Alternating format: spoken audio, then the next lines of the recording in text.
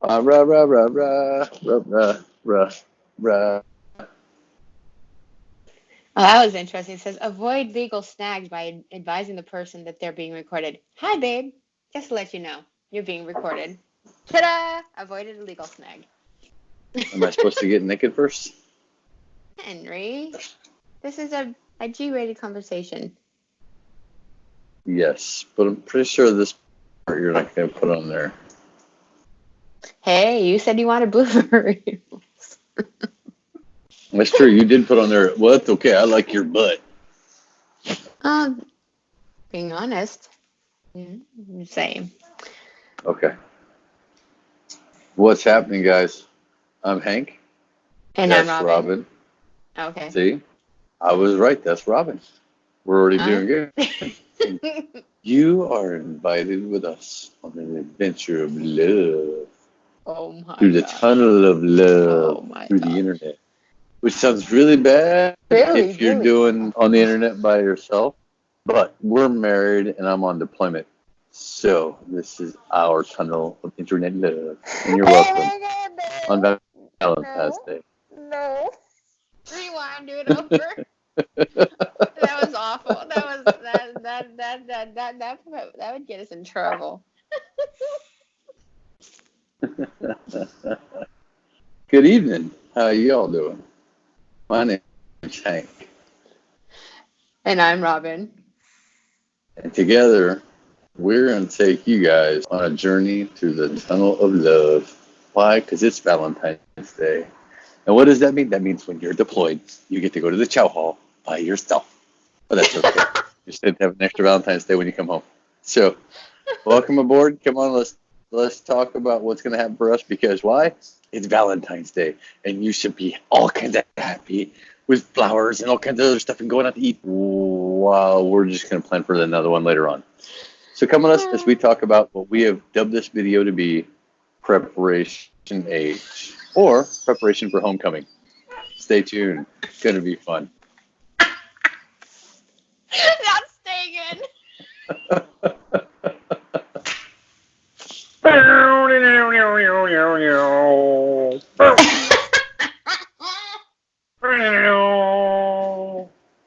It doesn't look as cool as the video, but it looks okay.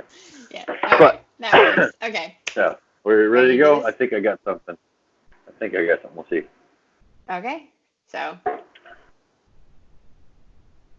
Are you troubled by that steady burn every time you sit down? Is there a pain that is very, very uncomfortable? Well, ladies and gentlemen, boys and girls of all ages, Acme Tool Corporation has entrusted who? Me to show you the handiest and the dandiest thing. And don't you want to know what it is? It's Preparation Age. That's right, preparation for homecoming. That pain in the butt is bringing his butt home. You have to make sure you're ready.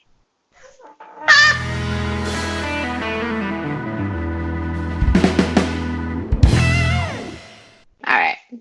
Awesome. So, many of you are probably looking at this channel right now going, are they talking about proctology here? Why are they talking about Preparation Age? Well, because as we talked about it, you got to get prepared for homecoming. Homecoming is not a dance that you just do in high school. For many of us in the military, it's a chance to get ready to go where? Back home.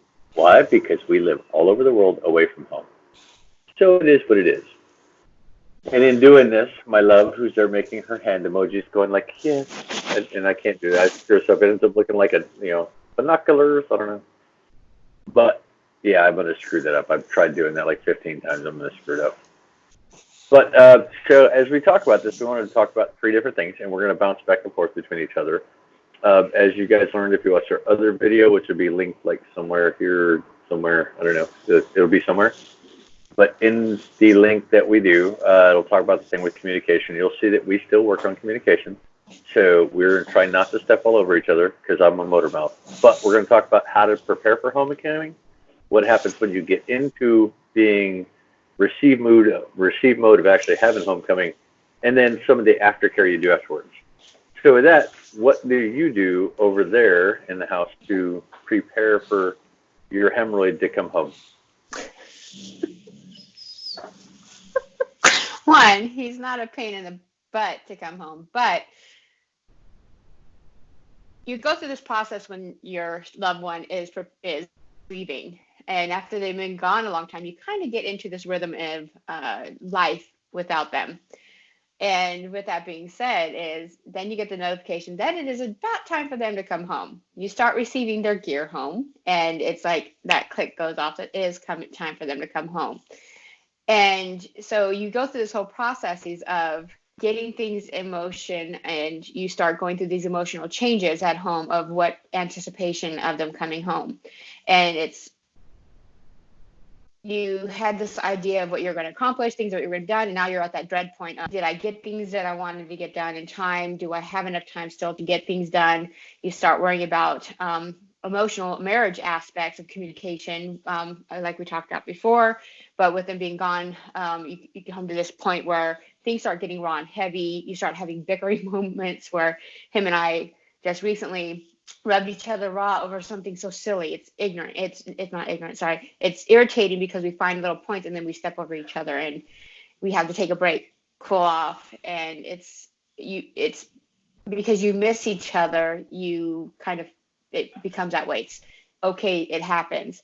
But then you start preparing the house, trying to find things that you want to do. You try to, anticipate them coming home by trying to fill up the space. So there's not a moment missed. Everything that he missed not being home, you want to fill it up.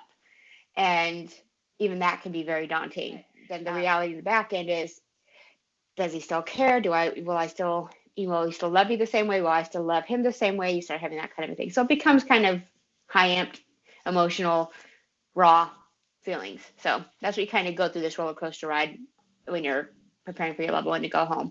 And you can start bickering. That happens as well. Well, so on this side of the fence, you start worrying about so for me, there's all kinds of other things going on. It's not just, hey, am I getting my gear packed up? Do I have the right stuff? Am I going to send this stuff home? What stuff do I need here that I can keep with me? What stuff can I send there so it's less to carry on the plane? You have all of that stuff. You have okay, then I got to communicate. Okay, what's when I go home? What's all this other stuff?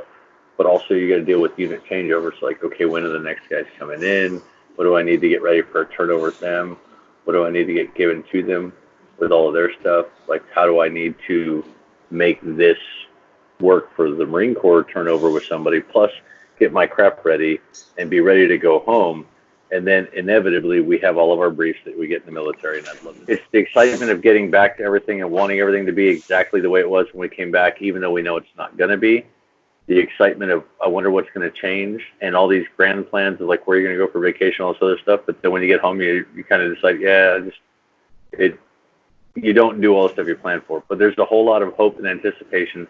And it does cause problems, but those things happen. So, you got to understand to just be prepared for it. And if you live a life, or you're about to start living a life, maybe you're getting ready to start a new chapter in your life where one of you is going to have to work far away from home for weeks, maybe even months at a time, set yourself in a mindset of being ready for when you get home. There's a bigger part for us, and we'll do a video on it at some point in time. We haven't talked about it much, but I also deal with a lot of PTSD from previous combat deployments. That is a factor for us, and almost invariably every time I've come home within a couple of weeks, we've had to deal with that. I have a job where you have to face life and death. Invariably, no matter whether or not I get into a combat situation or not, I have to face those demons every time I come home because of the fact that it's always there. It's going to be a part of me for the rest of my life. But we'll talk more about that at a later video. So on to reception mode. Yeah, the fun part that you always see on YouTube or in the news releases or Instagram stories and things of that wonderful moment where you see either the plane you're at the airport, or you're at the field parade deck, or the tarmac where you're watching the military member come off, or the surprise moment, the actual homecoming itself. For military families like myself, as a spouse, there's always two forms that it can come on. But majority of us, because we've been here on this base, it's usually at the parade. It's usually in a big field, and we're waiting for the buses. It's that anticipation of when I get to see his face, because I don't trust, and this is over time, that the time frame for which they give us is the actual time that he'll be home, because we've had that pulled from us many times.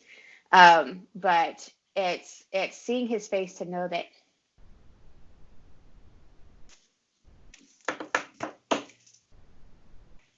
that he's home and that he's safe.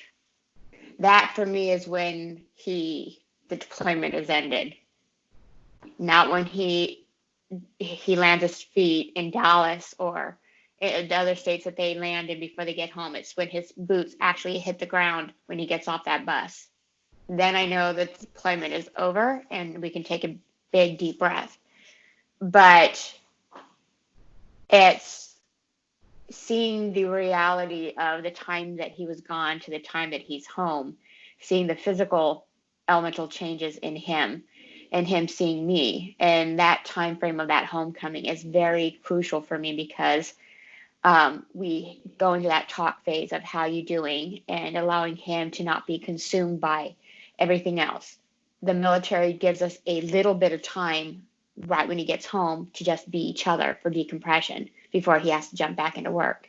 And I know that, and that's our crucial time together for us to be a couple and to get back in the swing of things as being husband and wife.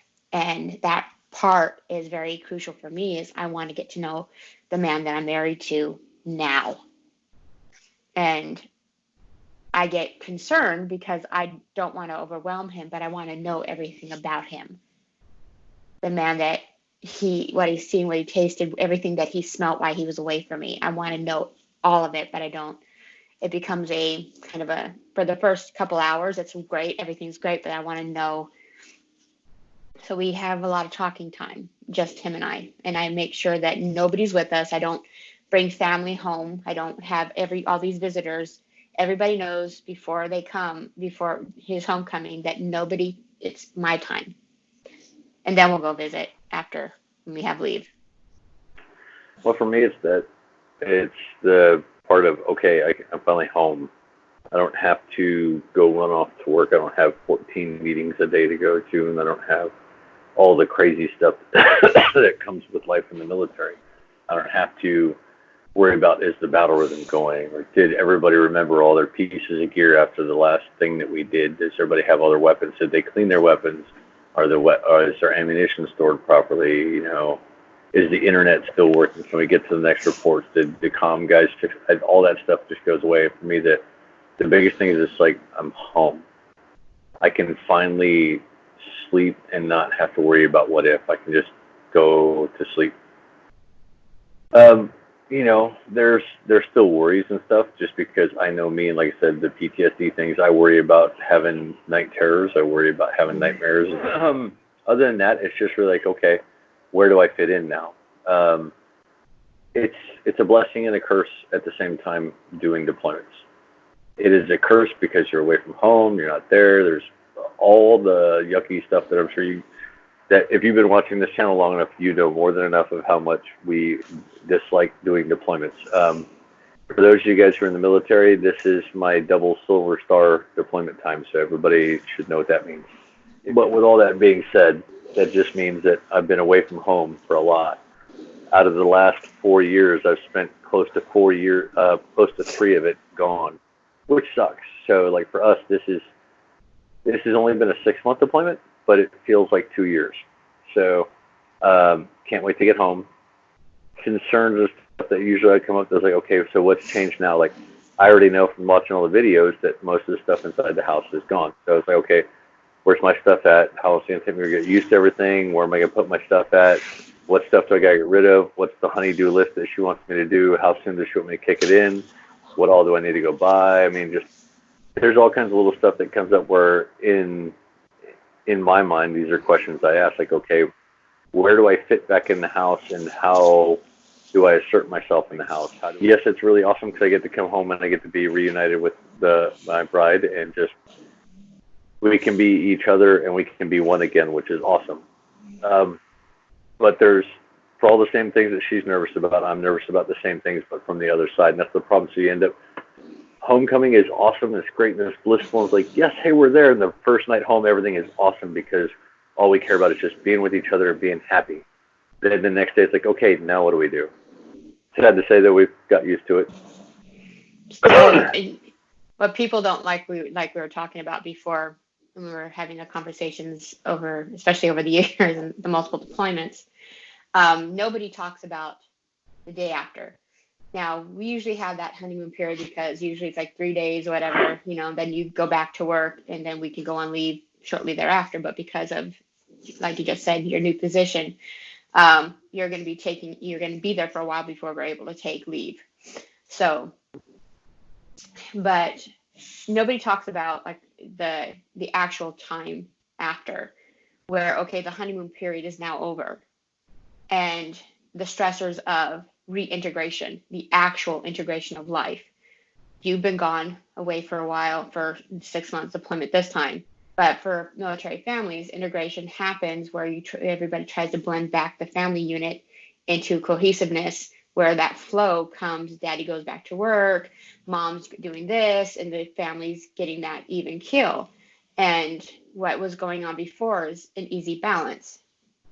And that's where a lot of the conflict begins, is the honeymoon period is over. And I know for us, we've been doing it for a while, so we have a rhythm, but it took us a while to get there. And when you have somebody coming in that's not been there, it starts to, the honeymoon, oh, I love you, Debbie. Oh, but then you come back and it's like, okay, can you please move, and just don't do that. And you get this little conflict, but then you feel like crap. Well, he's been gone. How would he know? Well, why are you feeling this way? Well, because now he's in my space. He's snoring in my ear. He's rolling up on me in bed. I need to breathe. And you start having that feeling of being consumed by the other person, but yet you've missed that person for so long. You want that intimacy, and it becomes a very charged time while you're trying to integrate everything in. And it's okay to feel that way, but you got to validate it and understand and talk with that person about it so they understand it, because they're probably feeling the same way too, but in a different form and fashion. For me, it's like, okay, get back into the swing of things, get back into work, figure out what's going on. But then it's just really like, okay, what becomes normal day to day for us? What's our plan? When are we gonna eat chow? What are we gonna do? But things change. Like you said, it goes from me going to a chow hall to eat food and having care packages and stuff like that, and really all I'm concerned about is what's the next project to get done before I go to work. And then it becomes like, okay, I got to make sure I'm budgeting, so we got gas in the tank, which vehicle I'm going to take to work, how am I going to make sure everything is, like, motorcycle had an oil change, so I got all my license stuff, and then, all that other craziness goes on. So it's one of those things to think about. So I think pretty much you covered a lot of that stuff. It's the same thing from I think at that point, once you do the aftercare portion, that's really the same thing. Like, okay, can you talk about stuff? Well, and like I say, the biggest thing I think is just be prepared, but take care of things on the backside. Make sure that you continue to work at being in love. Mm-hmm. If you don't work at it, then there's an old saying that anything worth having is never free. Mm-hmm. It's not. For us, believe highly in God. Yep. If you want to know, that's how you use the preparation H of love to get rid of the pain in the butt that it can be coming home. As we continue to wait for him to come home, and I'm waiting for that little message from the commander telling me, hey, by the way, this is the window that your spouse should be coming into. And then I'll wait for the lovely text message from my husband saying, hey, babe, this is the actual date that I'm coming home. I will continue to try to make as many videos as I can, giving you guys updates and little funny ideas to organize as I pack up this house. Yes, he's going to have pretty much almost empty house. Not really, but different when he comes home. Hopefully, I'll never be in that place again. Yeah. Let's hope. Let's pray. Oh, Lord, let's pray. But I want to thank each and every one of you, all the new subscribers that came to our channel. Thank you so much. I'll put a list of all the channels that I subscribe to. So if you guys want to, go ahead and take a look at them below. They're a wonderful group of people. They've been really helpful to give me hints and ideas for our upcoming adventures into purchasing and Operating an RV, which I've never done. I've stayed in some, but I've never really owned one. So this will be our first foray into that once he comes home. But I'll have a list of the. Wow. But yes, but we figured out which model we want to get. We just gotta wait until we know if we're staying in the United States. That's it. Where we're going. So, right. But we're just waiting for orders, and then we'll punch the ticket and we'll get everything ordered. So that's pretty much where we're standing. That's it. But I can't wait for you guys to follow us on that journey. We're so excited to do that. I can't wait to see the world. Fun, so. But as with all things, coffee is almost gone. It's getting a little bit cold because we've been out here for a hot minute. It's getting late today for me, which means this is decaf, so I can go to sleep. But I still like coffee. Well, this is caffeinated. I have some of the garage to reorganize so I can pack up some more boxes. So thank you guys for your time. So, thank you, babe, for being up with me. Yep. Happy Valentine's Day. Journey ends, happy Valentine's Day. As my journey of the day ends and hers begins, live life together, live the journey together, have fun, much love, many blessings, and 2 thumbs way, way up. You guys take care of each other, love one another, make awesome memories, and I'll see you guys here next week.